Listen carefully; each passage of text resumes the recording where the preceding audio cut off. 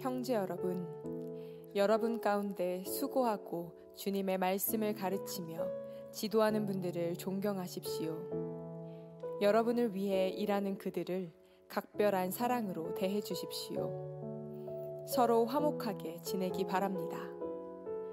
게으른 자들을 훈계하고 마음이 약한 자들을 격려해 주십시오. 힘이 없는 자들을 도우며 모든 사람을 인내로 대하십시오. 악으로 악을 갚지 말고 서로 모든 사람에게 선을 베풀도록 힘쓰십시오. 항상 즐거워하십시오. 쉬지 말고 기도하십시오. 모든 일에 감사하십시오. 이것이 그리스도 예수 안에서 여러분을 향한 하나님의 뜻입니다. 성령께서 일하시는 것을 막지 말고 예언의 말씀을 하찮게 생각하지 마십시오. 모든 일을 잘 살펴서 선한 것을 붙잡고 악한 것을 멀리하기 바랍니다. 평안의 하나님께서 여러분을 깨끗하게 하셔서 하나님께 속한 자로 지켜주시며 여러분의 온 몸, 즉 영과 혼과 육신 모두를 우리 주 예수 그리스도께서 오실 그날까지 아무 흠 없이 지켜주시기를 기도합니다. 여러분을 부르신 그분은 신실하시기 때문에 이 일을 반드시 이루실 것입니다. 오늘이 바로 나의 마음을 잘 아시는 하나님이라는 시리즈의 마지막 시간인데, 오늘 설교의 제목은 행복해지고 싶은 나에게입니다. 저한테 종종 찾아오는 하나님의 깜짝 선물이 있는데요, 그것은 제 힘으로는 도저히 이룰 수 없는 깊은 생각으로 들어가는 것입니다. 물론 저는 하나님을 믿기 때문에 제가 깊은 생각으로 스스로 들어갔다라고 생각하기보다는 하나님이 저를 이끄셨다라고 고백합니다. 때로는 긴 시간 동안, 때로는 긴 시간은 아니라 할지라도 깊으면서도 생각의 흐름이 하나의 길로 쭉 뻗어 나갈 때가 있습니다. 언젠가 하나님에 대해서, 또 하나님이 우리에게 주신 성경에 대해서 생각해 본 적이 있었습니다. 하나님은 어떤 분이실까? 여러 개념들로 하나님에 대해서 표현할 수 있겠죠. 근데 제 생각을 이끄시는 하나님은 저에게 당신이 완전한 분이시다 라고 소개해 주셨습니다. 그러자 하나님을 믿으면서 경험했던 특별하고도 너무나도 좋았던 일들이 재해석되기 시작했습니다. 완전하신 하나님이 주셨기 때문에 나를 향한 하나님의 사랑과 선의는 다른 그 어떤 것과도 비교될 수 없었습니다. 만일 나를 향한 하나님의 사랑이나 그분의 선하신 뜻이 그저 제 마음속 안에서만 일어나는 위로로 끝나버렸다면 하나님을 향한 제 믿음은 아마도 예전에 사라졌을 것입니다. 왜냐하면 저는 실제적이고 현실적인 것을 좋아하기 때문입니다. 살아가는데 실용적이지 않다고 생각되는 것을 저는 거추장스럽게 여기는 편이고요, 저는 버리는 거 되게 좋아해요. 그래서 뭐가 많은 게 싫어요. 그래서 좀 버리는 걸 되게 좋아합니다. 그런 제가 지금까지 만난 하나님은 저를 살아나게 하시고 살아가게 하시는 분이셨습니다. 완전하신 하나님은 불완전한 제 마음과 생각이 도저히 만들어낼 수 없는 분이셨습니다. 그분은 완전하시기에 불완전한 제 마음과 생각 속에 갇혀 계시지도 못합니다. 왜냐? 그분은 완전하시니까. 하나님은 누구실까? 저에게 하나님이란 나의 불완전함을 덮으시는 완전한 분이시다라는 것이 저의 신앙 고백입니다. 하나님은 거기서 멈추지 않으시고 저를 또 하나의 생각으로 이끄셨는데, 그렇다면 완전하신 하나님은 왜 나에게, 또는 나뿐만이 아니라 하나님을 믿는 사람들에게 명령하시고 무언가에 대해서 약속하시면서 왜 하나님은 믿음을 요구하실까? 하나님을 위해서일까? 그렇지 않았습니다. 왜냐? 이미 하나님은 완전하시기에 그 무엇도 하나님에 대해서 더하거나 뺄 수가 없었습니다. 바로 그 생각의 지점에서 나에게 주시는, 더 나아가 사람에게 주시는 하나님의 명령과 약속이 어떤 의미인지 정리되었습니다. 사람에게 주시는 하나님의 말씀은 불완전한 사람을 위한 하나님의 완전하심이었습니다.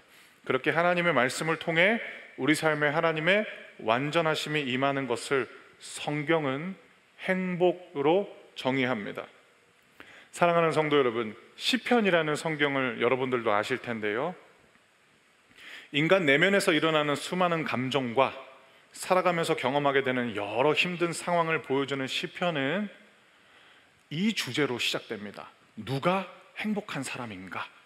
시편 1편 1절부터 2절 말씀인데, 이것이 시편을 여는 첫 장면인데 제가 우리 성도님들에게 읽어드리겠습니다. 시편 1편 1절부터 2절 말씀. 행복한 사람은 나쁜 사람들의 꼬임에 따라가지 않는 사람입니다.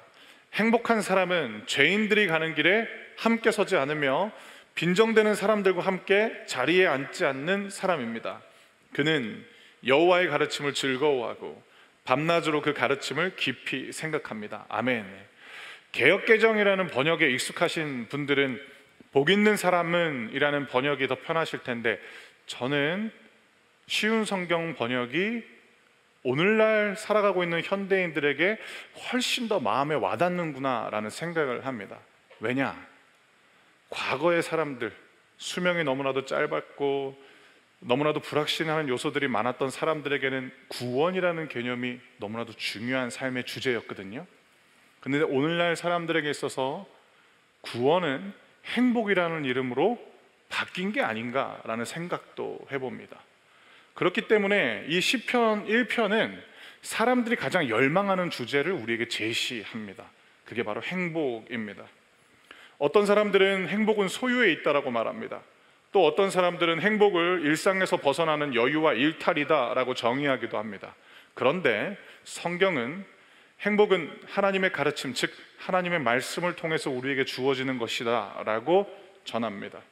행복한 사람은 하나님의 말씀의 가치를 알며 하나님의 말씀대로 사는 이들입니다. 그렇기 때문에 오늘 우리가 살펴볼 성경은 우리가 사랑하고 가까이 해야 할 사람이 누구인지에 대해서 가르쳐 주는데, 데살로니가전서 5장 12절부터 13절 말씀, 이 본문을 저와 우리 성도님들이 한 절씩 읽도록 하겠습니다. 제가 먼저 12절을 읽고요, 여러분들이 13절 말씀을 읽어주시겠습니다. 형제 여러분, 여러분 가운데 수고하고 주님의 말씀을 가르치며 지도하는 분들을 존경하십시오. 13절.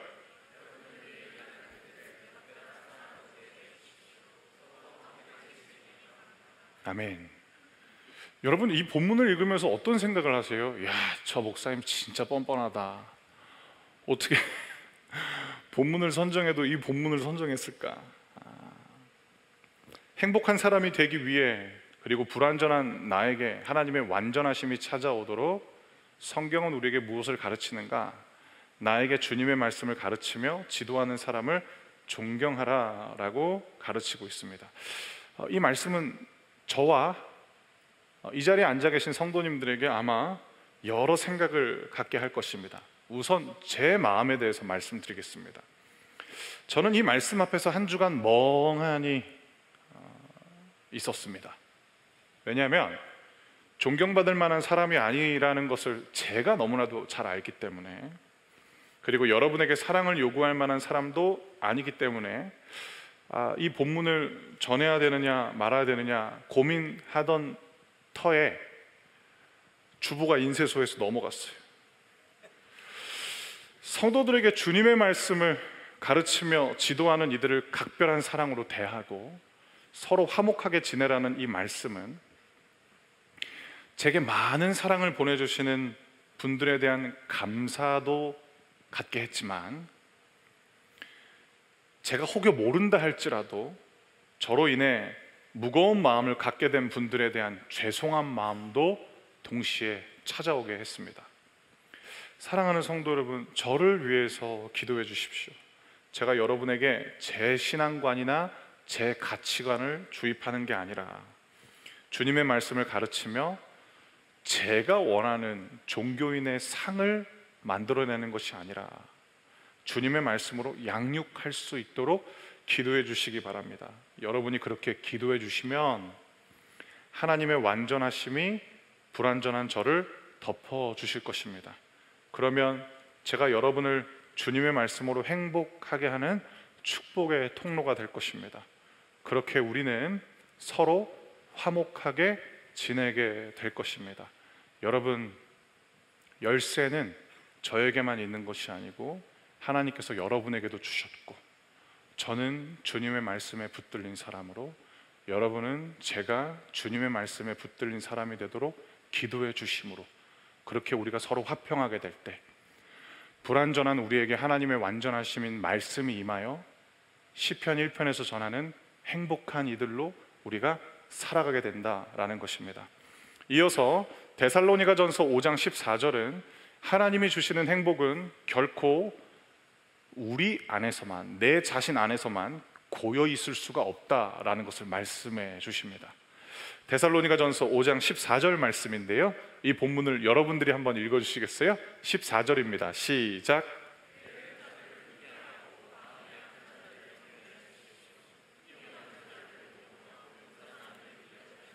아멘. 사랑하는 성도 여러분, 방금 읽은 그 본문 다시 한번 보실래요? 자막으로 한번 띄워주시겠어요? 5장 14절 말씀 여러분 잘 한번 봐보세요. 이거 요즘 사람들이 오지랖이라고 말하는 거고, 격하게 표현하는 사람들은 꼰대질이라고 말하는 게 딱 저 말씀입니다. 그리고 이 말들에 대해서 적지 않은 사람들은 냉소적으로 반응하면서 이렇게 우리에게 답할 겁니다. 너나 잘하라고, 그리고 내 인생에 상관하지 말라고. 이제 내려주셔도 돼요. 그래서 우리가 불안하고 외로운 겁니다. 게으름에 빠져있는 나를 훈계해 줄 사람도 없고, 내가 들어야 될 소리임에도 불구하고 귀에 거슬리면 귀를 닫아버리기 때문에 나는 더 불안해집니다. 나는 지금 마음이 약해져서 격려가 필요한데 약해 보이는 게 싫다 보니까 안 괜찮으면서도 괜찮다고 말하면서 스스로 외로운 자리로 나아갑니다. 그래서 우리는 몹시도 외롭습니다. 우리가 불안한 이유는 내가 괜찮지 않다라는 걸 내가 알기 때문에 불안한데, 더 안타까운 건 괜찮은 척 한다는 데 있습니다. 까칠하게 반응하고 있지만 내 마음 한켠에서는 이렇게 절규하고 있습니다. 제발 나 혼자 두지 말라고, 나 좀 누가 붙잡아 달라고. 그런 우리에게 하나님은 행복을 흘려보내는 방법을 가르쳐 주시는데, 그것은 내 기준이 아니라 하나님의 기준으로 도우면서 상대방을 인내함으로, 오래 참아줌으로 대하는 것입니다. 여러분도 다 아시잖아요. 사랑이 담겨 있으면 나의 마음을 움직이는 조언이 되지만, 사랑이 담겨 있지 않는 맞는 말은 나를 더 삐뚤어지게 만드는 겁니다. 기준도 마찬가지입니다. 사랑하는 성도 여러분, 우리의 기준은 언제든지 틀릴 수 있습니다. 하지만 하나님의 말씀은 틀림이 없습니다. 이것이 성도의 고백이고 성도가 세상을 바라보는 세계관입니다. 틀림없는 하나님의 말씀을 전하는 방법은 성경을 내 지식을 뽐내기 위한 도구로 삼는 것이 아니라 힘이 없는 사람들을 도우며 모든 사람을 인내로 대하는 데 사용하는 것입니다. 어떻게 하나님의 말씀으로 대하면 모든 이들을 인내로, 즉 오래 참음으로 대할 수 있을까? 하나님의 말씀이 우리에게 전하는 복음에 붙들리면 됩니다. 그것이 무엇이냐? 나 같은 사람도 하나님이 받아주셨다라는 이 하나님의 말씀 앞에 나를 세우는 것입니다. 그러면 내 옹졸한 자존심이 꺾이게 됩니다. 그렇게 하나님의 말씀이 마음속에 일어나는 성도는 그들만이 보여줄 수 있는 차별화된 영향력을 드러내는데, 그것은 부정적인 영향력을 차단하며 하나님의 완전하심을 상대방도 경험하게 하는 믿음의 영향력인 것입니다. 이번에는 데살로니가전서 5장 15절 말씀 저와 우리 성도님들이 함께 읽도록 하겠습니다. 15절입니다. 시작.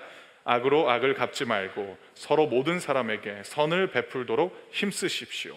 아멘. 사랑하는 성도 여러분, 여러분 주위에 이런 사람이 계세요? 악을 악으로 갚지 않고 모든 이들에게 선으로 갚는 사람?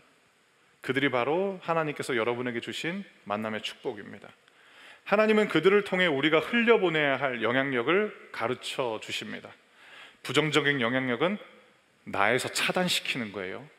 흘러가게 해서는 안 돼요. 부정적인 영향력도 흘러가면 흘러갈수록 몸집이 커지잖아요. 그 몸집을 나에서 그냥 소멸시켜 버리는 거예요. 그리고 내가 흘려보내는 영향력은 무엇이냐?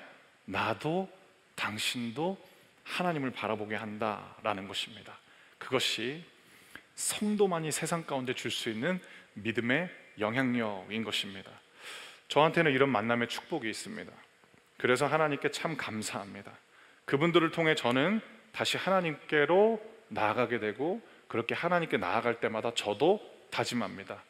언젠가 나도 누군가 슬픔과 절망감에 잠겨 있을 때 하나님을 보게 하는 믿음의 영향력을 흘려보내야겠다. 금요일 밤에, 벌써 지난주가 됐는데 금요일 밤에 아내와 이야기를 하던 중에 아내가 저한테 참 감사한 말을 전해줬습니다. 그게 무엇이냐? 내가 하고 싶은 말이 많지만 지금 하면 받아들이기 힘들 테니까 하나님께 다 말씀드렸다. 아이들이 잠든 그 밤에 그 얘기를 듣자마자 제가 아내한테 뭐라고 이야기했냐면 고맙다 그랬어요. 왜냐하면 하나님이 생각나게 해주더라고요. 그래서 다시 하나님을 찾게 됐습니다. 그리고 주어진 일들을 감당할 수 있었습니다.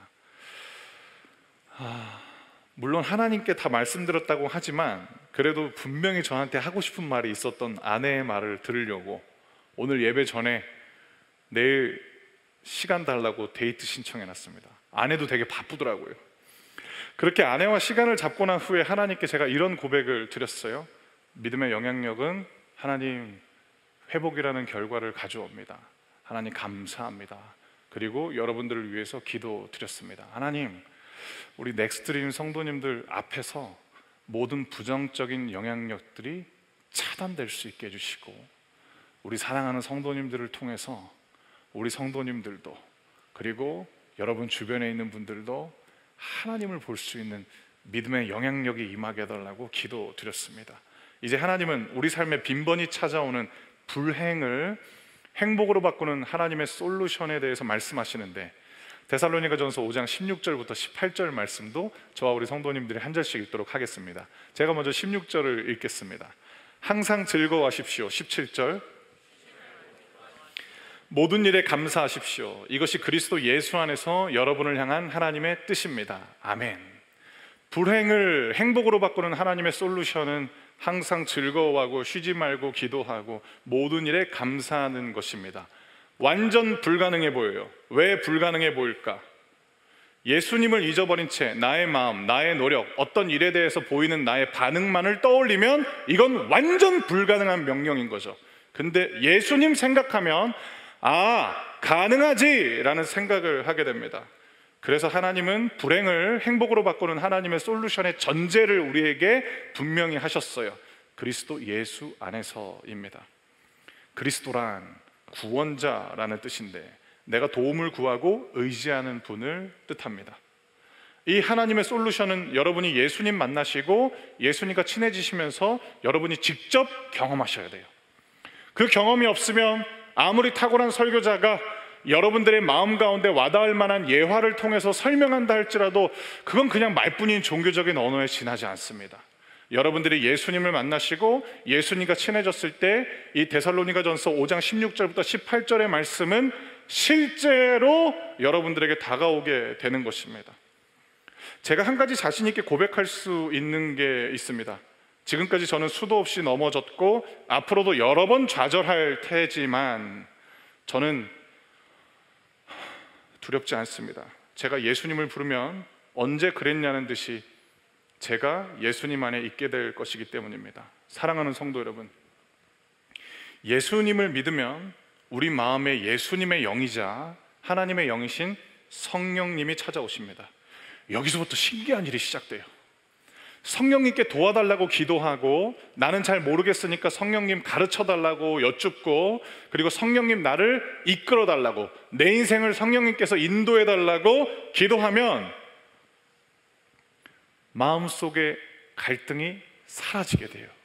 그런데 이미 내 안에 계신 성령님께서 내 안에 불편한 마음을 주시면서 막 뜯어 말리고 계시는데도 자꾸만 내가 그 일을 포기하지 않고 계속 떠올리고 그 일을 시도하다 보면 우리 마음속에서 갈등과 싸움이 시작됩니다.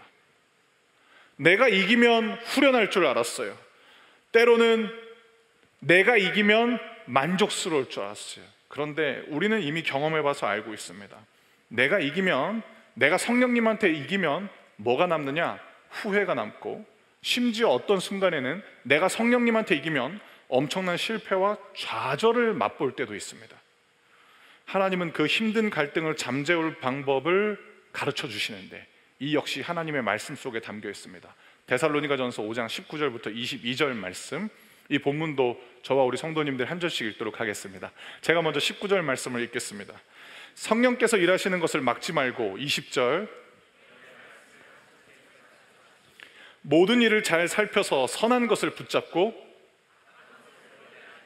아멘. 성령께서 일하는 것을 막지 않는 것은 무엇이냐? 성령님을 나의 주인으로 고백하고 인정하는 것입니다. 의식적으로, 습관적으로 성령님께 도움을 구하고 가르쳐 달라고, 인도해 달라고 기도하면 어떤 일들이 일어나느냐?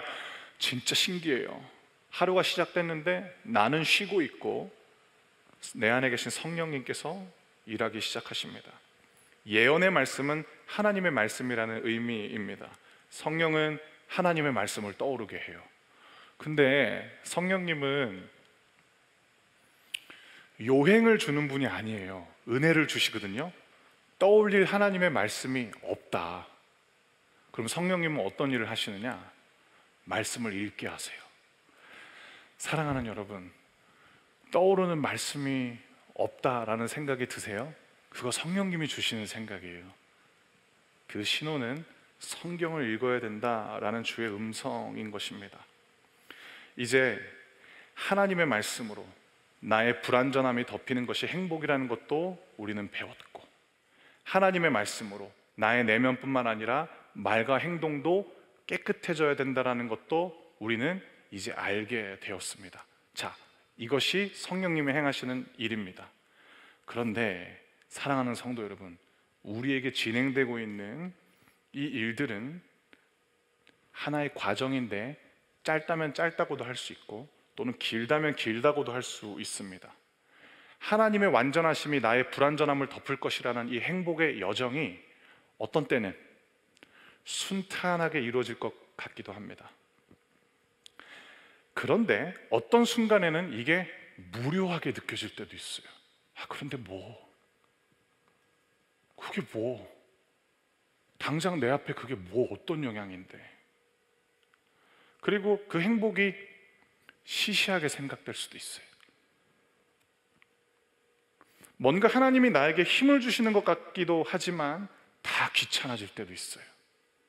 그때 그런 우리에게 하나님의 말씀을 가르치는 설교자인 바울이 우리를 위해서 기도하는 본문이 있는데, 그것이 바로 데살로니가전서 5장 23절 말씀, 제가 여러분들을 위해서 읽어드리도록 하겠습니다. 말씀을 전하는 설교자가 자신이 목회하는 성도들을 위해서 기도했던 기도문인데 제가 읽어드릴게요. 평안의 하나님께서 여러분을 깨끗하게 하셔서 하나님께 속한 자로 지켜주시며 여러분의 온 몸, 즉 영과 혼과 육신 모두를 우리 주 예수 그리스도께서 오실 그날까지 아무 흠 없이 지켜주시기를 기도합니다. 아멘. 사랑하는 성도 여러분, 평안의 하나님께서 여러분을 지켜주시며 예수님께서 다시 오시는 날, 즉 세상 끝날까지 여러분을 아무 흠 없이 지켜주시기를 저 역시 기도합니다. 여러분, 근데 하나님께서 이 기도문을 당신의 말씀 속에 담아주셨어요. 이 기도는 성도에게 하나님의 말씀을 가르쳤던 설교자 개인의 기도로 끝난 게 아니고요, 우리에게 주어진 하나님의 약속으로 다시 찾아온 것입니다. 여러분을 하나님의 말씀으로 축복합니다. 여러분에게 어떤 미래가 펼쳐질 것이냐면 평안의 하나님께서 여러분을 지켜주실 것이고 세상 끝날까지 아무 흠 없이 그분이 여러분을 지켜주실 것입니다. 그 근거가 어디에 있느냐? 신실하신 하나님의 성품, 하나님의 완전하심의 또 다른 말, 즉 변함없고 한결같으신 하나님의 성품이 이 평안의 약속의 근거가 되겠습니다. 마지막으로 데살로니가전서 5장 24절 말씀을 우리 다 함께 한 목소리로 읽도록 하겠습니다. 24절입니다. 시작. 여러분을 부르신 그분은 신실하시기 때문에 이 일을 반드시 이루실 것입니다. 아멘. 하나님의 말씀 속에 담긴 소망을 전하면서 이제 설교를 정리하도록 하겠습니다. 하나님께서 여러분을 불러주셨어요. 여러분은 하나님께 부름받은 인생입니다. 여러분은 여러분의 앞날이 어떨 것 같으십니까? 하나님께서 이미 다 가르쳐 주셨습니다.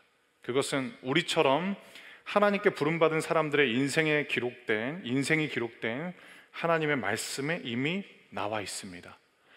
저는 여러분들이 꼭 시간을 내셔서 이 사람들의 이야기를 자주 읽어보셨으면 좋겠어요. 여러분 한번 메모해 주시겠어요? 아브라함,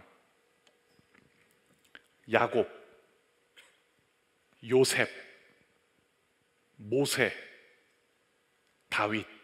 한 번 더 불러드릴게요. 아브라함, 야곱, 요셉, 모세, 다윗. 이 5명의 인물들, 이들의 공통점이 무엇이었냐면 이들은 하나님께 부름받은 사람들이었어요. 그리고 또 이들의 공통점은 무엇이었는가? 실패도 실수도 적지 않은 인생들이었습니다. 그리고 또 하나, 이들의 공통점은 무엇이었는가? 결국 그들의 인생을 향한 하나님의 뜻과 계획은 다 이루어졌습니다. 왜냐? 그들을 부르신 하나님이 신실하시기 때문에 변함없고 한결같아 마침내 이루셨습니다. 그들의 인생 가운데 시련과 역경은 집요하리만큼 찾아와요. 그런데 하나님의 신실하신 은혜가 더 집요했어요. 그들의 인생 가운데 그들의 상처가 막 추격해와요. 그런데 하나님의 신실하신 은혜는 더 엄청난 지구력으로 지치지 않고 끝까지 추격해옵니다. 그것이 부름받은 인생들의 마지막 완성인 것입니다. 사랑하는 성도 여러분, 이게 여러분들의 미래예요. 그렇기 때문에 행복해지고 싶어하는 우리에게 하나님은 이렇게 말씀하시는 거죠. 내가 완전하니까 불완전한 너희의 연약함을 다 덮어줄게.